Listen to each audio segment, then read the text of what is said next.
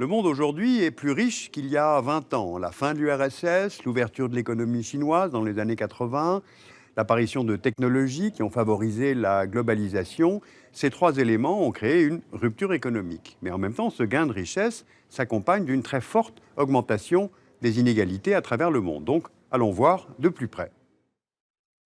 Les écarts de richesse à l'intérieur d'un pays se calculent à l'aide d'un indicateur que l'on nomme le coefficient de Gini, et il varie de 0 à 1.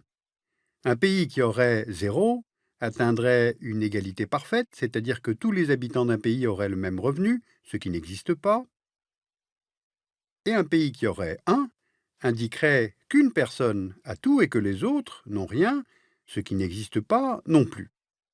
En somme, plus l'indice de Gini est élevé, plus l'inégalité est forte, c'est cela qu'il faut retenir.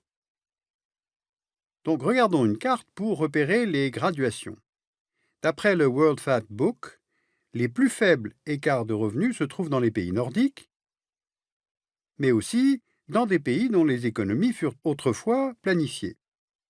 Et pour les coefficients les plus élevés, donc les plus inégalitaires, on trouve plusieurs pays en Afrique subsaharienne, et les inégalités sont également très fortes dans plusieurs pays de l'Amérique latine. Et lorsque le coefficient de Gini dépasse 0,4, les économistes estiment qu'il y a risque d'instabilité par défaut de cohésion sociale. Vous voyez sur notre planisphère les pays concernés. Or, un pays comme les États-Unis est au-dessus de ce seuil de 0,4 avec 0,475 en 2011. Donc, arrêtons-nous un moment sur ce pays. Aux États-Unis, entre 1993 et 2011, l'indice de Gini a augmenté presque chaque année. Et selon le Bureau du recensement américain, la hausse est encore plus significative entre 2010 et 2011. Et ce n'est là qu'une moyenne nationale. Regardez en 2011 les 10 États américains sur 50 qui affichent un indice de Gini supérieur à la moyenne nationale. Ils se trouvent dans le nord-est et dans l'ouest, mais aussi dans la capitale, ce que l'on ne sait pas toujours. Washington DC affiche le plus grand coefficient de tout le pays. Et puis on voit aussi que les États du Sud figurent parmi les plus inégalitaires. Entre 2010 et 2011, le taux de pauvreté a même augmenté dans ces États. Alors pourquoi tant d'inégalités au sein de la première puissance économique mondiale? Parce qu'on a une concentration des revenus dans les mains d'une minorité. Les 1% des Américains les plus riches détiennent 50% des actions, fonds de placement et autres produits financiers, alors que les 50% les plus pauvres détiennent 0,5% des placements financiers. Les deux facteurs de production sont le capital et le travail. Et aux États-Unis, comme ailleurs, la part du PIB allant au travail a diminué, alors qu'on a une augmentation de la part du PIB allant au capital. Or, les revenus venant du capital sont bien plus concentrés, c'est pourquoi les revenus des plus riches augmentent plus rapidement. Regardez d'ailleurs sur une longue période. Aux États-Unis, entre 1920 et 2011, la part des 5% les plus riches dans les revenus, avant redistribution, impôts, transferts, représentait en 1928 presque 35%, en 1980, 21%, en 2011, 34% à nouveau. Ainsi aujourd'hui, la part des 5% des Américains les plus riches est semblable à celle qu'elle était dans les années 20. Les années 80, 90 et 2000 ont donc annulé la diminution des inégalités réalisées dans le pays entre 1920 et 1980. Dit autrement, aux États-Unis, alors que le taux de chômage peine à reculer et que les salaires stagnent, la fortune des 400 Américains les plus riches n'a jamais autant augmenté. En 2012, elle était de 2000 milliards de dollars, soit l'équivalent du PIB de la Russie. Et c'est d'ailleurs 10 fois plus qu'en 2002. Rien qu'en un an, 2011-2012, 300 milliards de dollars de plus. Et cette évolution n'est pas propre aux États-Unis. On a la même courbe pour le Royaume-Uni et le Japon, idem pour la France, avec une évolution plus récente et plus modérée, et même en Suède, pays de tradition égalitaire. Ce qu'il faut retenir, c'est que dans les pays de l'OCDE, il y a eu ces 30 dernières années une augmentation rapide des revenus des plus riches. C'est ainsi que fonctionne le mécanisme des inégalités. Alors qu'en est-il dans le reste du monde? La Chine était un pays particulièrement égalitaire et le coefficient de Gini y était de presque 0,3 en 1981. L'indice était alors très bon, pas très loin de zéro. Et 1981, c'est l'année où s'amorcent les réformes économiques en Chine. Or, en 2012, ce coefficient de Gini en Chine est passé au-delà de 0,4. Il y a donc une très nette dégradation.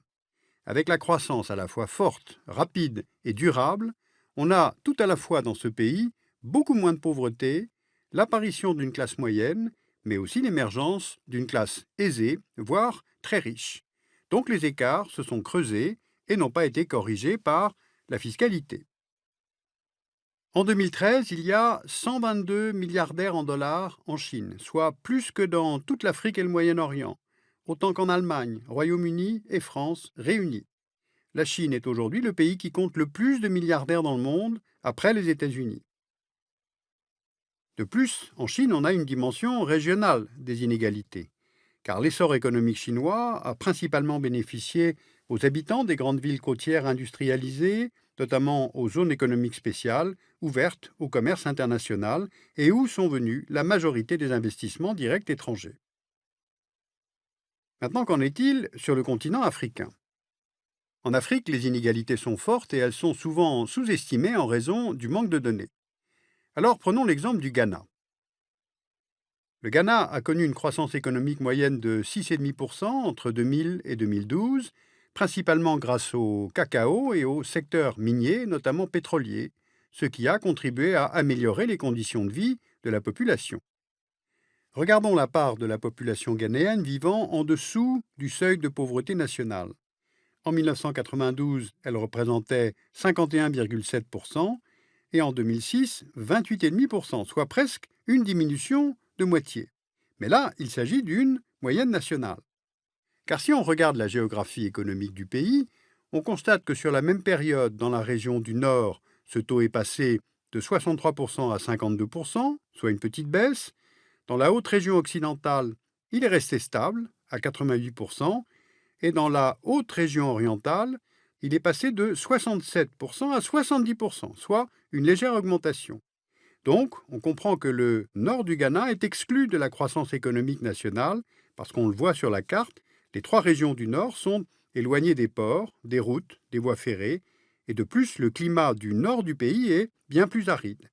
Les agriculteurs et les éleveurs dépendent donc des rares chutes de pluie. Tout cela entraîne une hausse des inégalités à l'échelle du pays. Donc, conclusion, les statistiques publiques et les moyennes à l'échelle nationale peuvent être trompeuses ou insuffisantes. Et qu'en est-il des économies socialistes qui ont adopté les économies de marché dans les années 90 ? Prenons l'exemple de l'Estonie. Son indice de Gini est passé de 0,22 en 1992 à 0,36 en 2000, puis à 0,325 en 2012. Donc ce pays poursuit une évolution atypique, avec une forte augmentation des inégalités lors de la phase de privatisation de l'économie, mais aujourd'hui une phase de contraction des inégalités. Il en est de même, d'ailleurs, dans les autres économies en transition. En résumé, si je prends les revenus à l'intérieur des pays, les écarts de richesse se sont beaucoup creusés ces 20 dernières années. Maintenant, qu'en est-il de la répartition des revenus à l'échelle mondiale, c'est-à-dire en comparant tous les pays du monde ? Voilà un graphique montrant, entre 1960 et 2010, l'évolution du coefficient de Gini à l'échelle mondiale. Entre 1960 et 1982, les inégalités de revenus entre les pays sont restées quasiment inchangées. Entre 1982 et 2000, le coefficient de Gini augmente rapidement, car les inégalités augmentent entre tous les pays du monde. Pourquoi ? Parce que les écarts se creusent entre les pays du Nord et ceux qui ont stagné, souvent nommés pays du Sud. Sauf que depuis 2000, la tendance s'inverse et on assiste entre tous les pays du monde à une baisse historique des inégalités. Alors pourquoi ? Eh bien parce qu'on assiste au rattrapage des économies du Sud sur les économies du Nord, essentiellement grâce à la Chine et à l'Inde. Elles sont toujours évoquées car elles représentent à elles seules 36% de la population mondiale. Alors bien sûr, les écarts restent encore considérables, mais ce rattrapage n'en est qu'à ses débuts, car il y a aussi les autres économies, désormais émergées, ainsi que ceux qui arrivent, c'est-à-dire les nouveaux émergents. Conséquence, il y a une baisse massive de la pauvreté à l'échelle mondiale. En 1990, 43% de la population mondiale vivait dans l'extrême pauvreté, avec moins de 1,25 $ par jour. Et en 2010, on est à 21% de la population mondiale. Donc si je résume, à l'échelle mondiale, les pauvres sont moins nombreux aujourd'hui qu'il y a 20 ans. Des classes moyennes apparaissent dans les pays émergents, il y a plus de riches, de plus en plus riches, du fait de la financiarisation des économies et de la concentration du capital, et puis des inégalités de plus en plus marquées, aussi bien dans les économies de l'OCDE que dans les économies émergentes. Or, pour le dernier rapport Global Risk, les principaux dangers que nous courons en termes de stabilité dans les décennies qui viennent, ce n'est pas l'apparition de nouvelles guerres, mais ce sont la crise des dettes souveraines et ces inégalités de revenus, car ils fragilisent les cohésions nationales. Alors bien sûr, lisez le livre de Joseph Stiglitz, Le prix de l'inégalité, aux éditions Les liens qui libèrent, et puis la somme économique de Thomas Piketty qui s'appelle Le capital au XXIe siècle, aux éditions du Seuil. Vous pourrez retrouver toutes ces références en langue française mais aussi en langue allemande sur le site du dessous des cartes.